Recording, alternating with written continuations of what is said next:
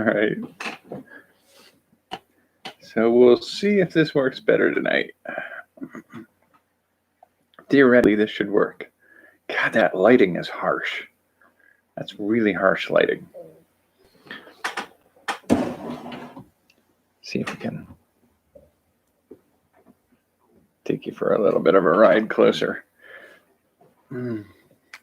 It's still pretty. All right.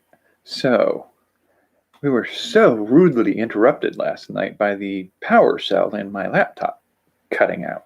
To be fair, we got 50 minutes of video last night. Let's see if it gives us any of the drop signal stuff. Hopefully it doesn't behave like it did last night. Okay, so YouTube. I got fruit flies in here and it's driving me nuts. It's like 85 degrees in here.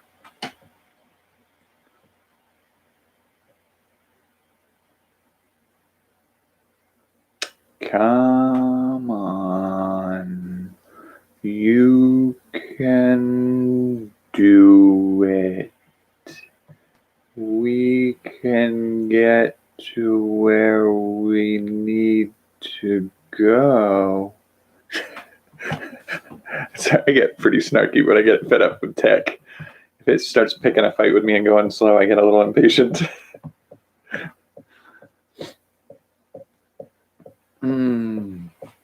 I got very little done this weekend, feels like. Okay, so videos. Come on. Come on. I asked you to do something. Can we do it? We can go there. Come on. Just trying to see if everything worked out last night for the upload. So last night's upload, 49 minutes. Cool. So it didn't drop any of the data afterwards. All right. So we're in the mix of it now.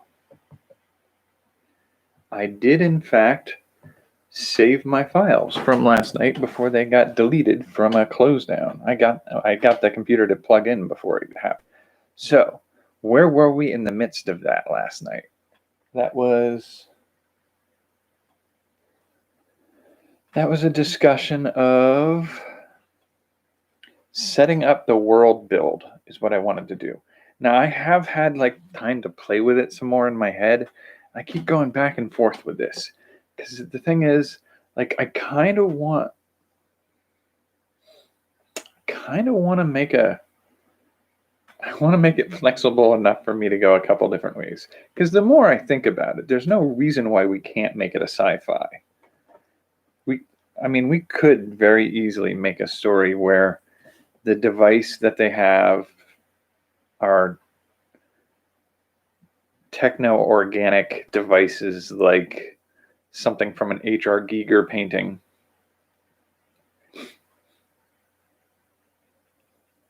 And the opponents that they're fighting are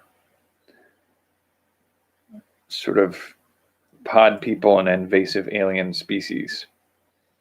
I mean, at that point, it becomes very similar to a Men in Black with a slightly more Blade Runner feel to it. Actually, is that the next one we have to do? I think that's the next one in our set of 9 that I have to get back to trying. But I'm going to stick with the premise of going with the fantasy that we started with. I still like the idea of a world full of elves and trolls and monsters and vampires and those types of things. Because I think that's the thing that made the biggest difference, I think, in the Buffy TV series from the movie. The movie uses vampires as sort of like a throwaway monster. They're just like, we need something that's an apocalypse that can spread, that the character fights away. But the TV series gave nuance to a world that lives just outside of our usual experience. And that gave you much more material to play with. It gave you much more sense of the space in which the characters play. And gives you room in that universe for more things to happen. Because it was just Buffy the Vampire Slayer. And then the Angel was a spin-off series.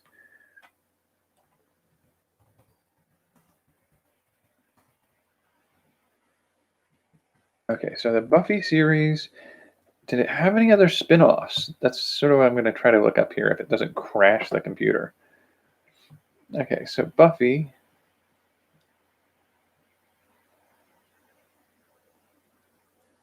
Hundreds of tie-in products, including novels, comics, video games. The series received attention in fandom, parody, and academia, and has influenced the direction of other television series. The series, as well as its spin-off series Angel and an extension thereof, have been collectively termed the Buffyverse. As of 2018, a spin-off sequel of the series was being developed for television with Monica. I never heard about this. So what do we got here?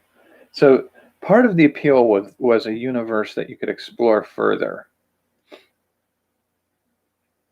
Writing, broadcast history, syndication, music, episodes, 7 seasons. Casting, opening sequence, spin-offs. Okay, Buffy has inspired a range of official works, including television shows, books, comics, games, and podcasts. This expansion of the series encouraged use of the term Buffyverse to describe the franchise and the fictional universe in which Buffy and related stories take place. The franchise has inspired Buffy action figures and merchandise such as official Buffy Angel magazine and Buffy companion books. Eden Studios has published a Buffy role-playing game. I do have a copy of that. While Score Entertainment has released Buffy collectible card game. The storyline was continued in a series of comic books produced by Joss Whedon and published by Dark Horse, which serves as a canonical continuation of the TV series. The series, which began in 2007, followed by Buffy the Vampire Slayer Season 9. Okay. Buffy the Vampire Slayer Season 10, 14. The Buffy the Vampire Slayer Season 12 in 2018, which was the final season of the comic book series. Joss Whedon was interested in a film continuation in 98, but such a film has yet to materialize. Future series. In 2018, Fox Television began development of a TV reboot of the series. And has been working on the script with Whedon, who is to be an executive producer. News of Whedon's involvement is being seen as reassuring to fans. Okay, so according to anonymous sources who spoke with The Hollywood Reporter, producers want new series to be richly diverse, and some aspects of the series could be seen as metaphors for issues facing society today. Similar to the way Geller described the original series as an ultimate metaphor for coping with adolescence. The producers intend for new Slayer to be African American, an example of the diversity they wish to portray. The report from the cautioned that the project is still in nascent stages with no script, and many details are still in flux. So they're doing a reboot.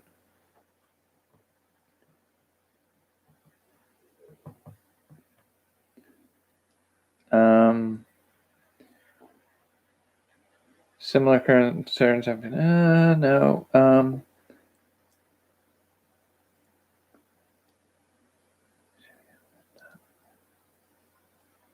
Okay, so it's a new Slayer. It's not a reboot, is what it sounds like they're saying. Spinoff of Angel was the TV series, and I know this is probably the most boring content I can generate right now, reading through Wikipedia articles about a series that 20 years out of date. Other actors appeared in both the Buffyverse and Vampire Slayer and Angel series, but the different characters included. Yeah.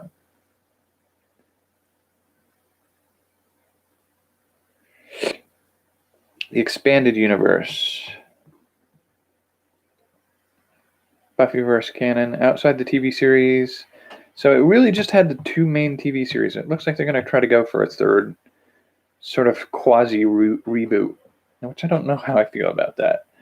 But so the thing that made this premise work for me was had room for expanding the universe in that way. You had the ability to toss in it's a Buffyverse. It's not specifically about Buffy. You can have a new Slayer. You can have Angel. You can have all those other things show up. And the world was built well enough that there was a sense that there were always more stories that could be told. Oh, okay, so undeveloped spinoffs. Buffy the Animated Show. Ripper was originally proposed TV show based upon the character Rupert Giles, portrayed by Anthony Stewart Head. More recent information has suggested that if Ripper were ever made, it would be a TV movie or a DVD movie. There was little heard about the series until 2007 when Joss Whedon confirmed that talks were almost completed for a 90-minute Ripper special on the BBC. That's weird. In 2003, a year with first public discussion of Buffy the Animated Series. No. Declined a pitch for the Buffyverse TV series with Faith, which was the second Slayer.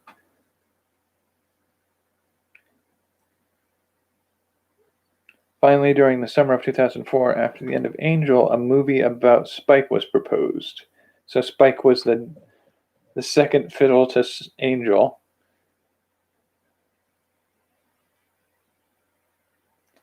Outside of this, when Whedon announced that he had pitched the concept to various bodies but had yet to receive any feedback. 2008, Sci-Fi Wire ran an interview with Sarah Michelle Gellar in which she said she would not rule out returning to her most iconic role. And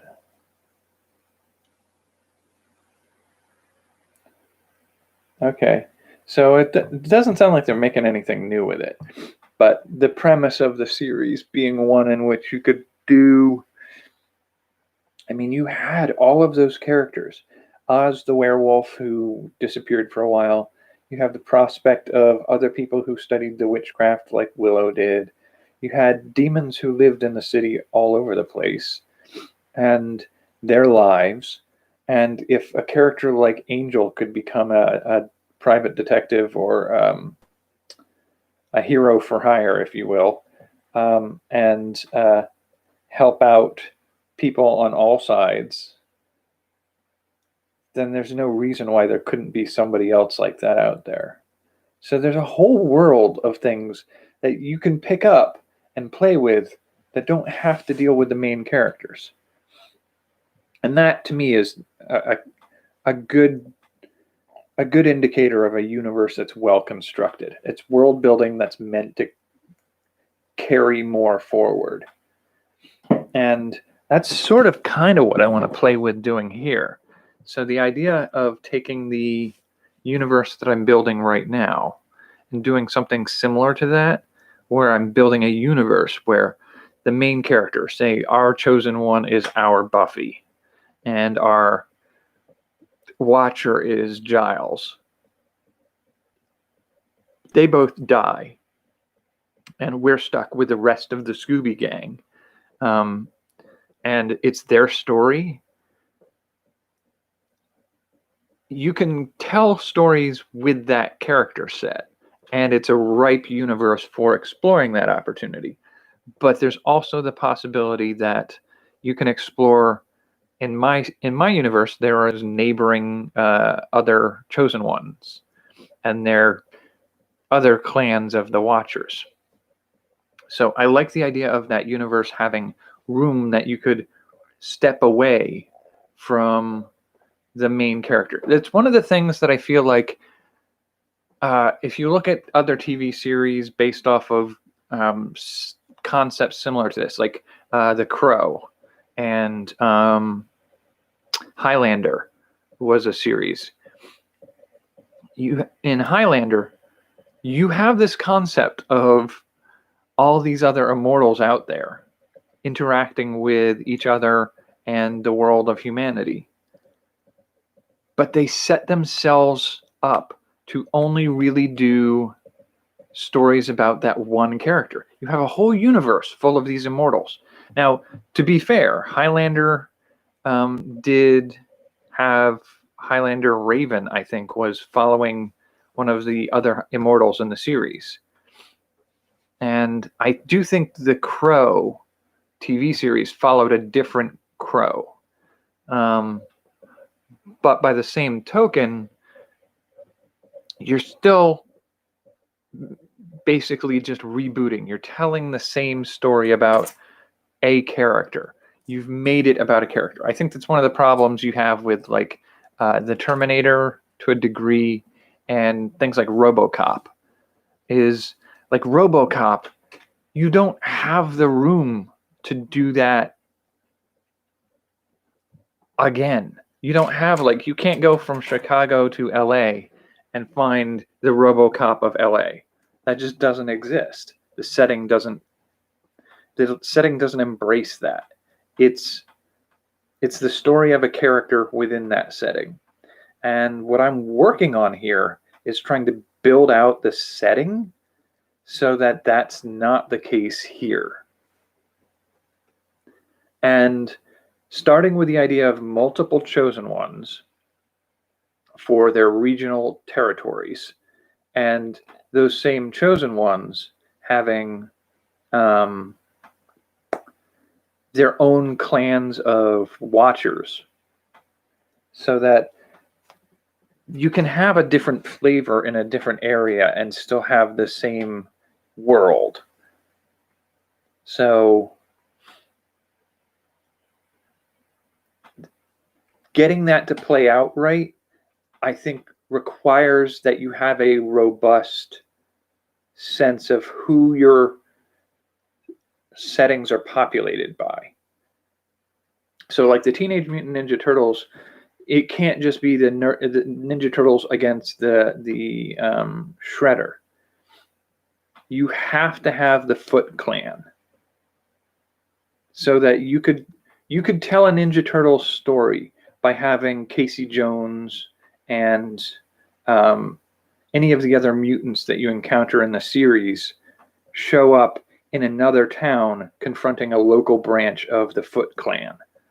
The Foot Clan makes stormtroopers that you can deal with. It makes a setting with a conflict against the characters, and it gives you a playground for where the characters' allies can go play.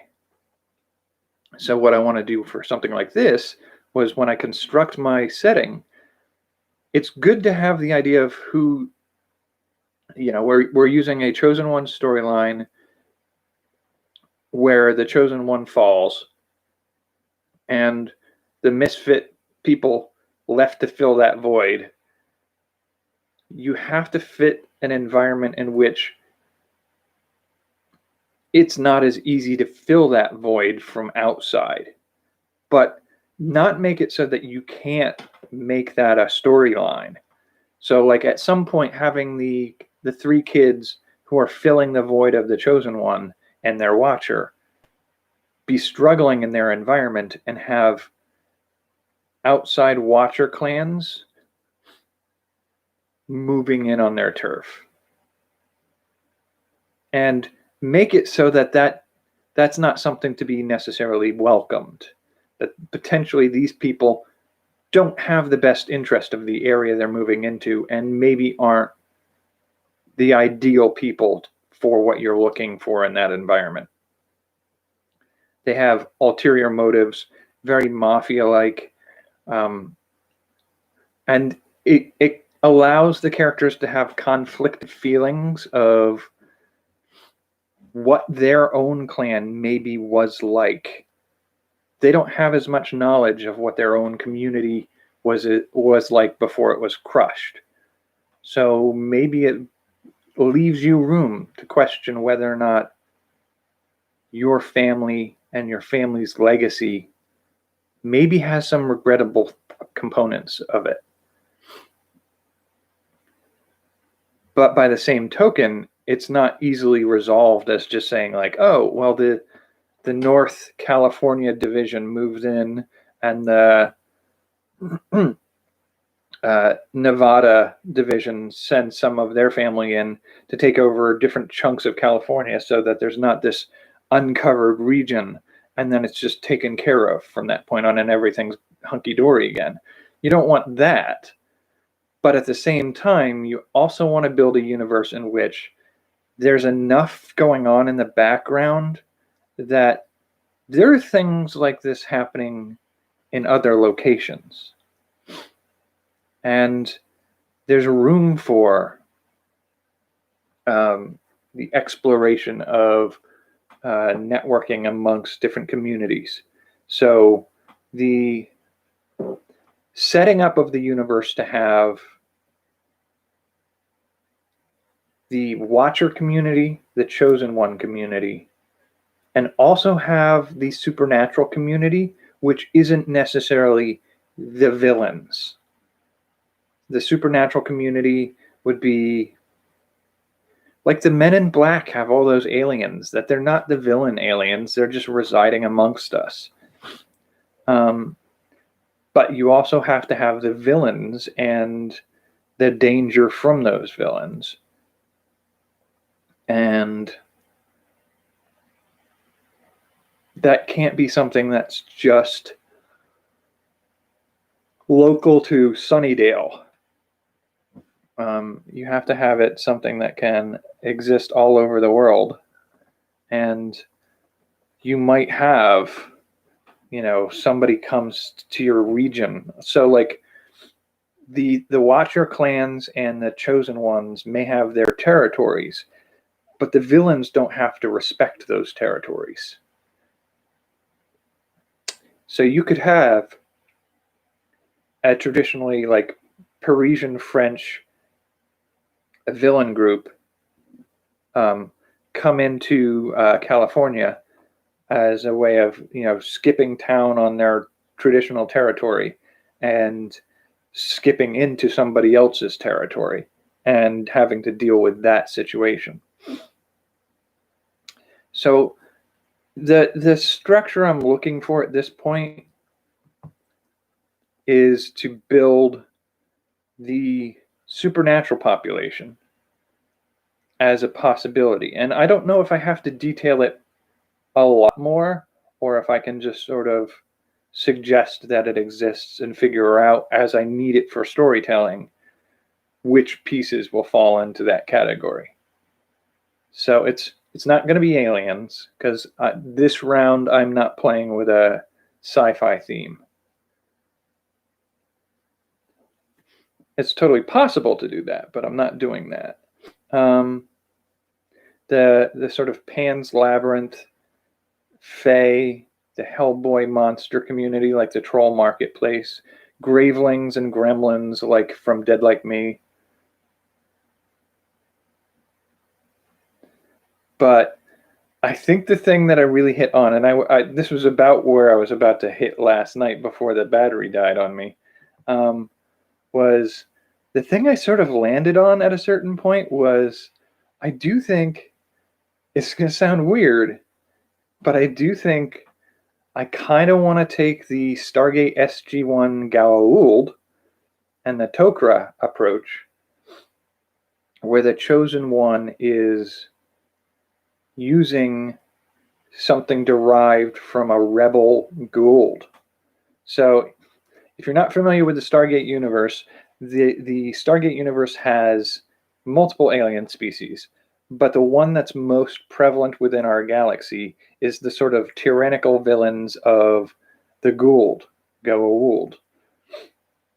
And they are a parasitic alien that apparently is like a hive-like parasitic alien, because theoretically there is a queen who spawns the children who have all the technology and possess the bodies of people to be pose as gods. And of the Goa'uld, there are the evil Ra, Anubis, Apophis. Each of these are part of the lower caste. They're not queens themselves. They don't generate offspring. But somewhere in the history of the Goa'uld was a queen who rebelled against the rest of the Goa'uld, and her offspring were considered to be the Tokra, who are symbiotic, not parasitic. They, in fact, make a contract with the people that they interact with, they bond with, and they form a collaborative unit. They're very much like the Trill from Star Trek, but they are part of the same species, but one of them was a rebel. And I kind of want to take that concept going further here. So in my approach, and it's not too far of a stretch, the Goa'uld in Stargate SG1 seem to have like a three pattern system. You have the queen, you have the adult Goa'uld serpents that are sort of like snakes and lamprey eels kind of creatures. And then you have the larval form that they use humans that have been adjusted to host them as a kind of carrier, like a possum pouch in their stomach, to carry them as a incubator until they're old enough to find a new host.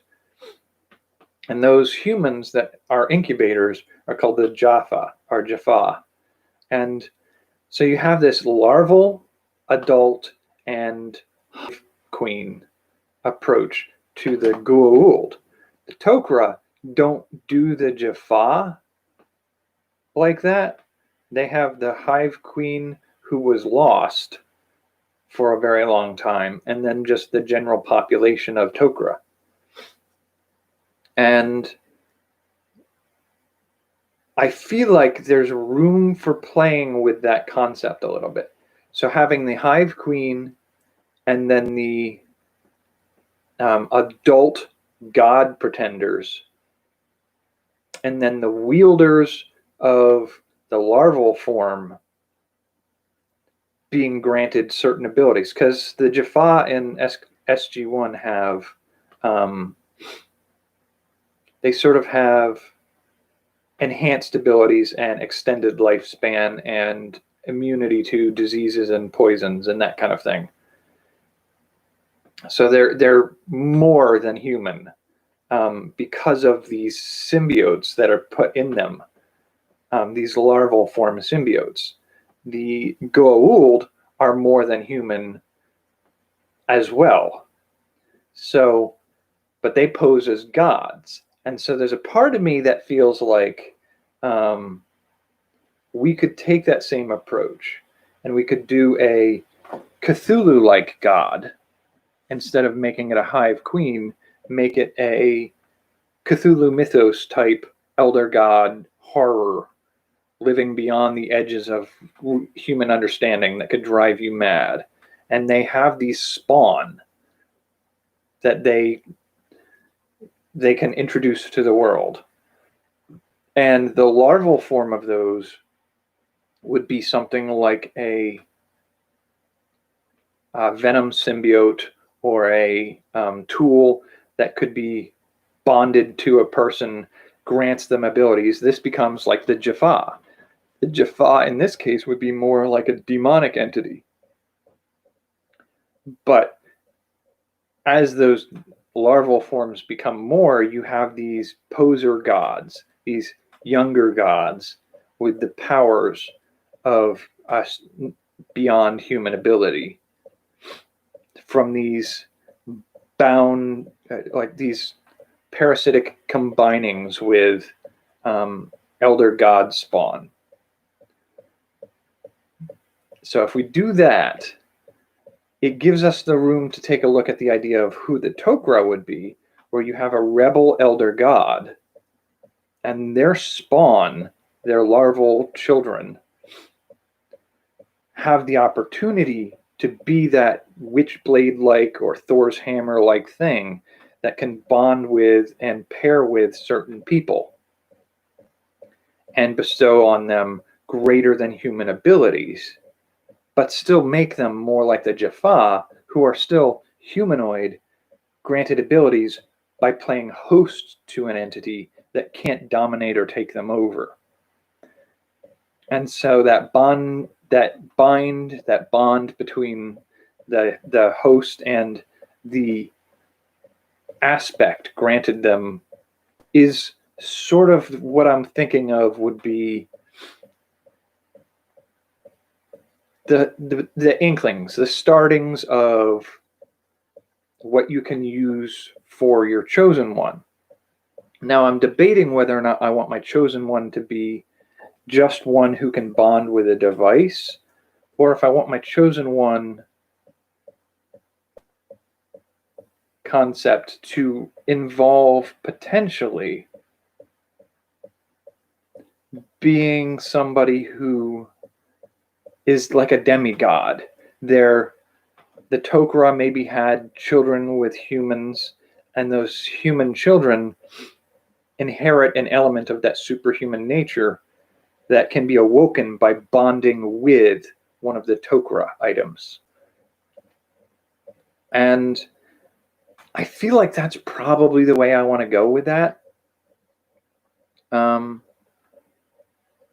I do feel like potentially having the items, the god spawn, have a voice, so that when you partner with these things, the Goa'uld version of them would whisper temptations, and sort of like if you see the Lord of the Rings movie, the ring whispers and corrupts the mind of Gollum, Bilbo, and Frodo. Anybody who wields it, there's just that whisper of temptation and draw to power. And I feel like if you made the Goa'uld version of these items do that to people, that would be, I think, one of the best ways to portray that aspect. But it also gives you the opportunity to have the Tokra version of it be sort of like a whispered ally, a guardian spirit, or a companion item, a singing sword, or a companion entity that follows with you, and almost the ghost of Obi-Wan talking to Luke Skywalker. And so I feel like there's room for that to fit in there. And I think that's kind of the direction I want to go with that. And so examining that as my base form of who I want my villains to kind of be, it leaves me room to do a little bit of a twist on this. Instead of doing the elder gods and like the new gods, like the Ra and the non-higher Goa'uld, is doing something along the lines of, it's going to sound stupid. I know it's going to sound stupid, but I like the idea of doing something along the lines of Hellraiser. I like the idea that these villainous entities are human hosts that have so thoroughly been taken over by the elder god spawn that they are sort of no longer distinguishable as the humans they once were. And the superhuman abilities bestowed on them could allow them to embrace twisted mutations and reshaping of their own bodies in grotesque ways, and their alien minds, the madness that you like when you talk about like a Cthulhu mythos, you talk about the idea that you may encounter some horrific entity whose very visage is so mind warping that it drives anybody who sees it mad. And taking that idea and just having these middle stage Goa'uld elder gods be such twistings of humanity that the physical deformation is only just a surface indicator of the truly alien madness that is in their own minds. And so, like, the idea of Hellraiser as being a really good example of how you have a population of mystical entities whose bent their mind in such a direction that pain and pleasure are synonyms, not oppositional. And this haunting kind of grotesqueness is beauty and passion for them. And that kind of twisted nature, I think, would be ideal for that sort of like in the background, that nefarious evil that the chosen one is meant to be opposing. And you can set the setting up in such a way that some of the clans of Watchers and their chosen ones may have forgotten that's their purpose and are indiscriminately hunting any non-humans at all. Whereas you can play around with the idea of the history, the timeline of the setting. Like when you look at a Cthulhu mythos, you have a tendency to say like the elder gods, the horrors, the Cthulhus and whatnot, they are sort of like the spawn of the early days of the universe when chaos and logic, or chaos existed and logic didn't quite exist yet. So things didn't have to make sense. Effects could precede the causes. You could have that sort of quantum physics doesn't quite make sense aspect of you could be in two places at once. You can bend the shape of time and space. You can have a environment where walking one way brings you out in another direction. It's an M.C. Escher painting. It's a skewed reality in a way that they are from a time period in the universe where things don't flow right. And so their minds and their power that they've built from that time frame is so vast and so confusing that our puny little mortal brains can't fathom it and just break under the strain of it. And having that idea of that Cthulhu mythos being part of that background, and then having the spawn, the second generation of the elder gods from them, continue that mind-warped, bent, alien perspective, but also being able to say, like, a universe in its early days that spawned the elder gods like Cthulhu would potentially no longer be available. But a universe that came after that would spawn a different set of entities. So it's sort of like it's like the invasions of Ireland in mythology. You have the first population to be there, followed by the second population to be there. And each of these populations are not derived from the same source. I guess that's not really the same thing as Irish mythology, because they're all spawned from the same king who survived the flood of Noah. But however you want to phrase this, you basically have the idea of, say, a Cthulhu, Cthulhu Jr., and all of their spawn into the future. And then you can have sort of like, if you imagined Cthulhu as the dinosaurs, then you can have the age of mammals arise, and that could be the Fae, the Titania and Oberon, Pan from Greek mythology, or other entities like that. And they can be the younger generation. And then like humanity is like the newest one on the globe. And it's so these, you have population 1, population 2, population 3 separate, but population 1 still has their descendants playing in the world. And population 2 has some of their descendants playing in the world. And now we're population 3. And that sort of cross-pollination between some of those populations could be where you get some of the unusual or interesting storylines of what's built out in your world. But the Cthulhu, followed by like Hellraiser, like Cthulhu, Hellraiser, Goa'uld population is one strand of that timeline.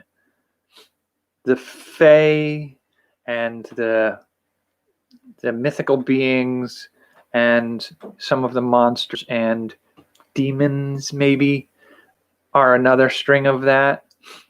And then humanity is the next string down. But you have some weaving between the two of them. So half elves or half demons. And then you sort of have that sort of Jaffa and Goa'uld playground mixing in with some of that, and that interaction between them. And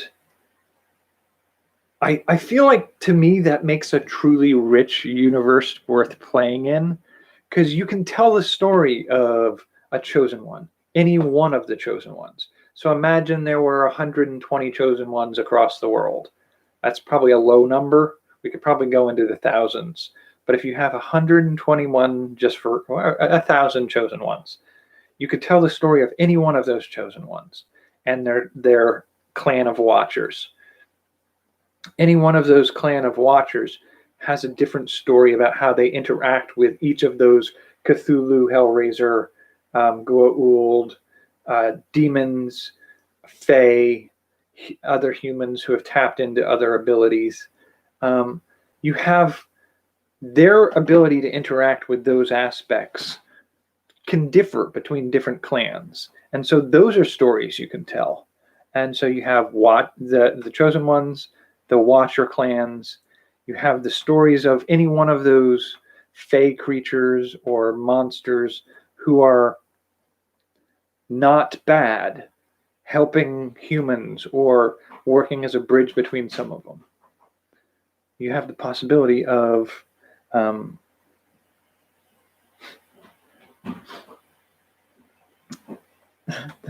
have the possibility of telling other stories involving the Cthulhu mythos characters. And I'm a little distracted because there's noise in the background. Sorry. So you have the story. You have like a Hellraiser story that you can tell. You have the story of the Goa'uld type characters that you can tell, and you have the story of Jaffa you could tell, and the environments. the bending of space-time, moving through dimensions that shouldn't be there. Those are all possible because you've included and built out that background big enough. So I really think this is the way I want to do this. And this is all coming from rebuilding Buffy as a concept. I think it's, it's maybe a little disingenuous to say that's what it is, because we've got Stargate in there, and we've got Buffy, we've got Hellraiser, we've got Witchblade, maybe a little bit of like Thor, H.R. Giger aliens concepts in there, Cthulhu mythos. We've got a lot of things mixed into this jumble, but I do genuinely think that this is perhaps the most interesting way I can think of to reimagine this setting. And it makes such an interesting, vibrant, and unique setting that's in its own way different from all of its component pieces that I kind of want to develop it much further. So like I said at the books for the tabletop game, and I was looking at seeing if I could do a write-up of some of this concept for those. Getting ready to head out? Yeah.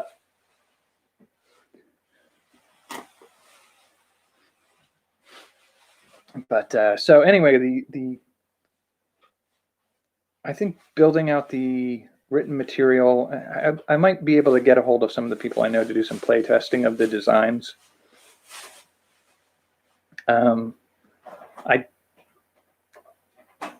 I think I could probably write some of the short fiction intros for it. I could probably find some of the artwork for it. I mean, it's a lot of rewriting of the existing material in new ways, because it's not purely one thing or the other. You're taking a concept, disassembling it for its constituent parts, reassembling them in a new way, and then packaging that and portioning it as a consumable product. And it's distinctive enough in the end result, I think, but it does need to be written out and fleshed out a little bit further.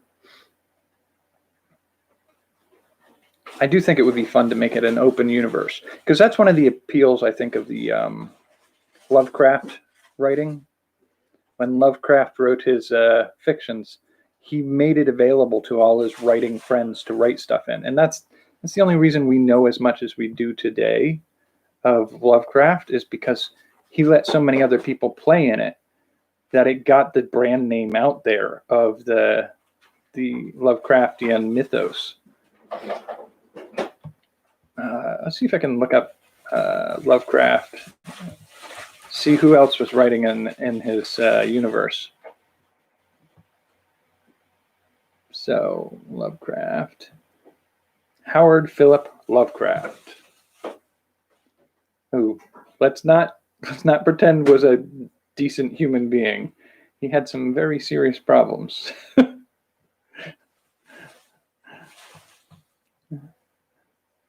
Let's see. So he wrote. Okay, so he was the center. So Lovecraft was the center of a wider body of authors known as the Lovecraft Circle. This group wrote stories that frequently shared details between them. He was also a prolific writer of letters. He maintained correspondence with several different authors and literary proteges. According to some estimates, he wrote approximately 100,000 letters over the course of his life. So he discussed worldviews, such as. So who else did he correspond with? There are. Let's see. Dude was crazy. He had some very serious problems.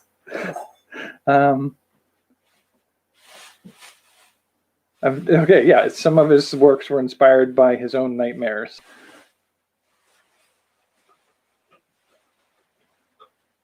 Oh, and his grandfather would tell him gothic horror stories as a child. So that probably didn't help. Edgar Allan Poe, of course. So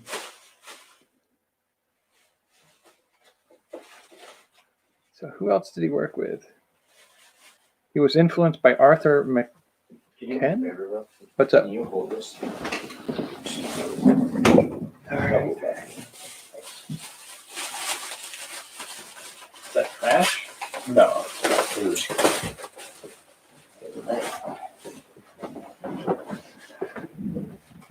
All right. So what do we got?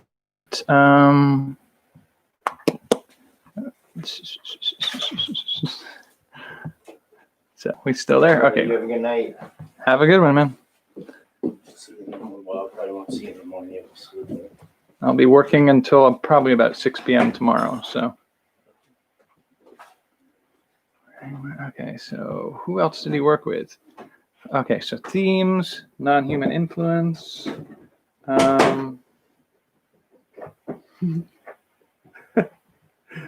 Sorry about that. He had some issues with race and gender. He definitely had some issues. Risks of science, concepts of religion, superstition, Lovecraft country, native New England, okay. Literary reception, philosophical, influence on culture. Who did he work with? Editions and collections of his works. Film adaptations. Okay, like that's not a useful answer. I'd like to look at that a little bit further just for background research, but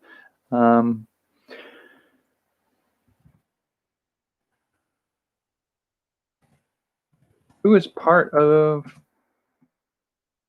the Lovecraft Circle?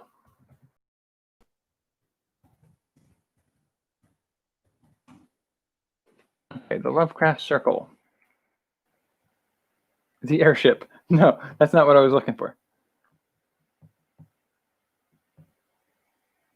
No, that's a book club. That's no. Come on. I know. I want to say like Jack Vance was involved. Who's in the Lovecraft Circle? Which authors are considered part of the original Lovecraft Circle? I mean authors, as in people who wrote with the mythos.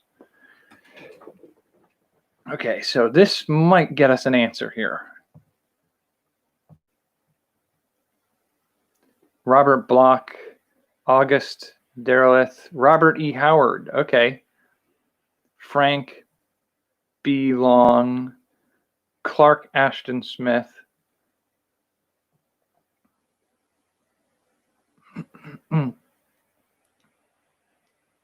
Henry Cutter. Fritz Lieber was one of the ones that we talked about not that long ago, too. So you had some of these people who were writing within Lovecraft's universe.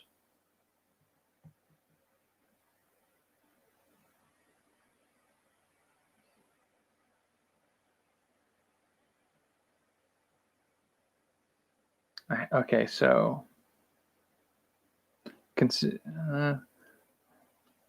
8 other writers added considerably to the Cthulhu mythos. These involved contributions like presently joined by imitators. These invited contributions were What? These invited contributors were presently joined by imitators, most of whom Arkham House quickly put down. 2 of them, however, both British, were encouraged to the extent of ultimate book publication under the Arkham House imprint. So it sounds like Lovecraft opened his universe in general for writers to play in, but mainly within his own community. And after his own passing, the people who managed his estate kind of put the kibosh on other people playing in it, except for occasionally they found a few they liked enough to give permission to keep playing.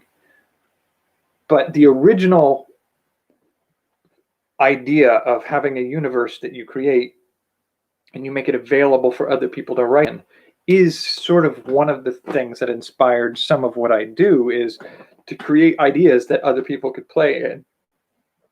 And so I think it's sort of fitting that I want to continue doing that same concept as both a playground for writing stories in and also a game. I'd like to be able to translate a lot of this over into a source book, a series of materials that you could use to write your own tabletop games that you can play with your friends. And it would translate really well. I mean, I could use the base territory of the Buffy the Vampire Slayer role-playing game and Angel role-playing game, and I believe they did the Army of Darkness role-playing game, which I have a copy of also. And the game basis, I think, may also have some other base games that you could use for it.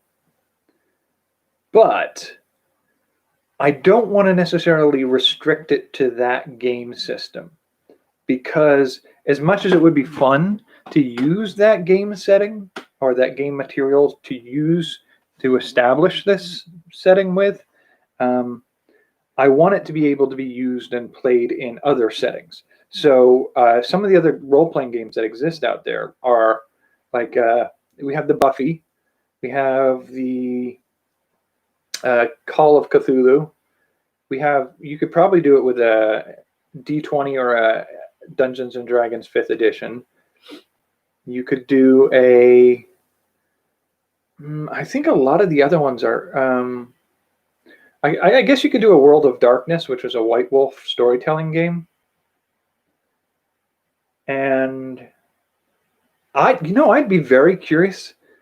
That would be something worth trying to do. Is I think one of the ones we talked about before when I was talking about some of the role-playing game playtesting that I'd love to do is Ironsworn, is a system that you can play as a group. You can play player versus player, or you could play as a single-player game. And the setting of Ironsworn is a fantasy Viking type setting where iron is a mystical metal. But I feel like, and I haven't examined it far enough to know whether or not I could get away with this, but I would feel like if we instead replaced the iron with the device of the Chosen One as an item, we could adapt that setting and that material to play with. I'm very curious to see if that's possible. That would be very interesting to try.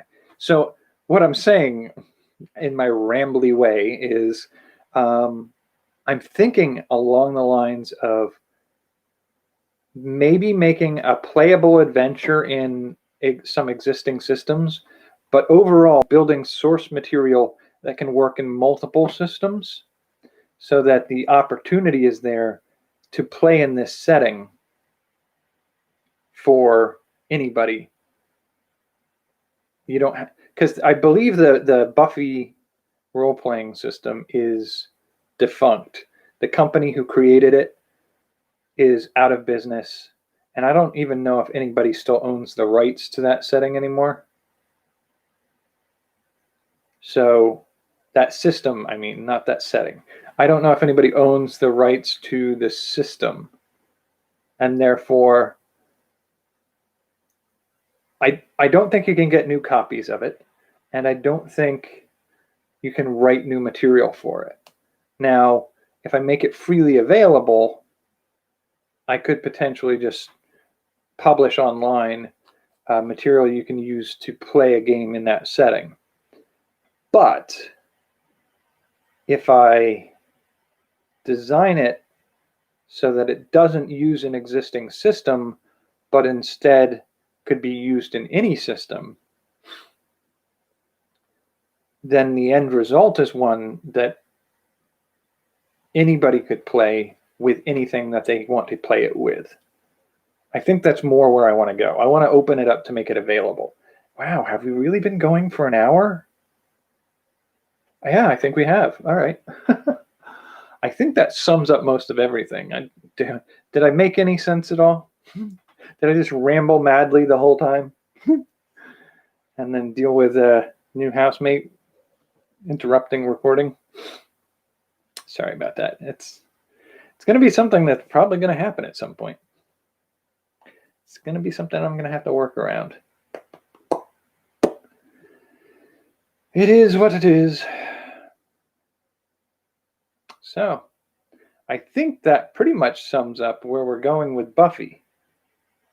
I think that leaves one more of my original 9 left. Yeah, live is live. Stuff happens. Yeah. But, and I had issues with that before when I was doing movie watching. I'd try to watch by 6 or 9 p.m. and somebody would always come to the door or the phone would ring. That's why I don't do a lot of it anymore, because I can't get the position to work right for any of that stuff. I've thought about trying to go down to the makerspace and use some of the space there. But, that's an open shared space. Somebody could turn on one of the table saws at 12:30 at night and do some work. I don't have any control over that. So it'd be great if I could set up my own studio somewhere where I didn't have to worry about any of that. That would be kind of awesome. We shall see what happens in the future, I guess. I didn't get anywhere near as much as I wanted to get done this weekend. But I got to go to work tomorrow. Whether or not I got what I needed done. I really actually like the idea I pulled off for this Buffy one, and I'm sort of super fascinated by it. So I think I'm probably going to revisit and play with this a lot more going forward. But I think the one remaining left, did we do Stargate? Or do we have 2 left?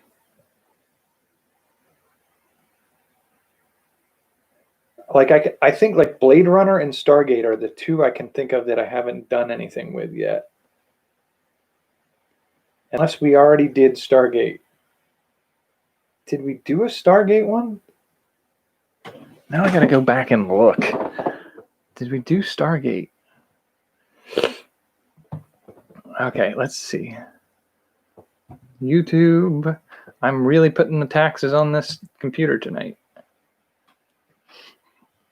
Got too many tabs open, too many browsers open, running a live stream with a webcam and a microphone plugged in. This is pretty much the limit of what this computer is able to do, and it's probably going to hit a wall soon.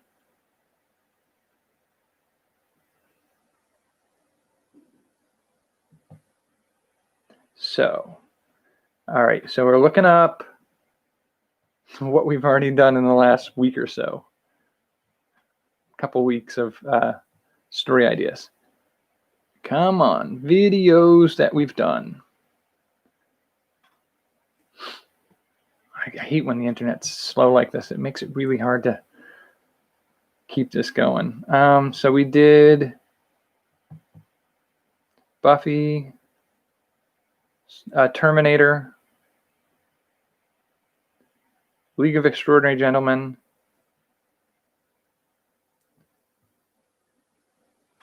League of Extraordinary Gentlemen, Jurassic Park, Roger Rabbit,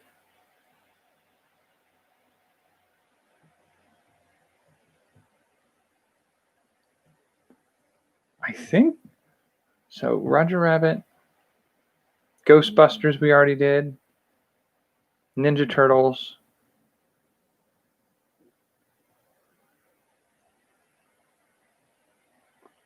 So I do think we still have 2 left. So we have Stargate and Blade Runner, I think.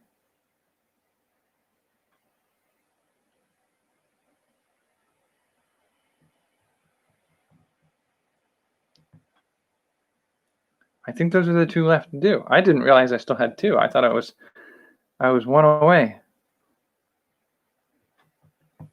I guess even if we did already.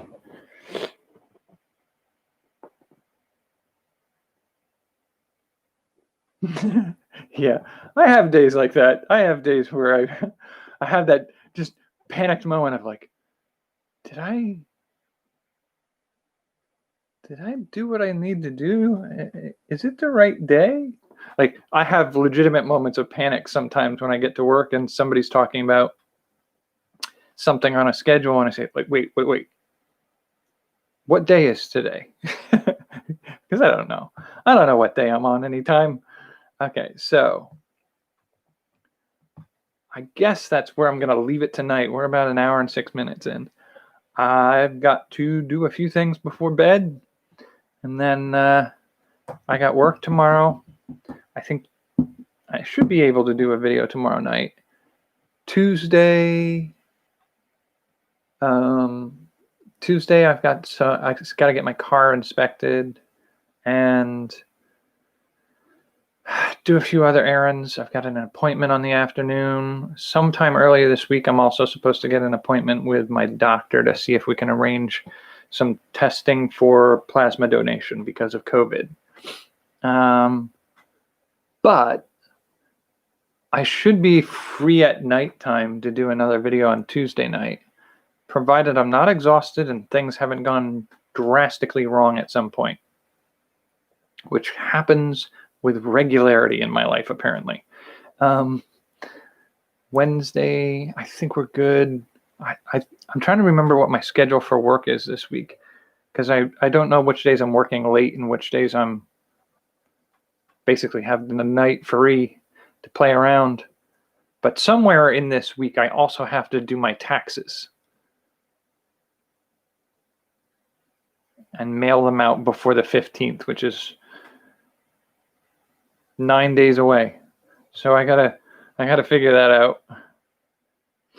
Alrighty, I'll call it here for tonight. I appreciate the joining.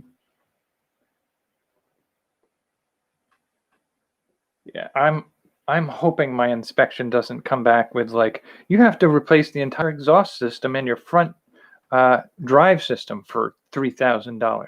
I'm just hoping that's not my problem right now. I hope they say like, replace your windshield wipers and you're on your way. And it's like, that'll be fine. I'll be happy with that if I can get it. Because I don't need a huge expensive thing to take care of right now. I need my car to pass inspection and to be taken care of so that I can go to work, pay off any of the last bit of debts that I have to take care of. I'm working towards paying off. And then hopefully get to a point where I can afford to start finding less work, because I can't work as much as I'm doing right now and do all my creative projects. And I want to do more of my creative stuff and less work. But don't we all? So we'll see where I can get with that. All right. Until then, take care and have a good night.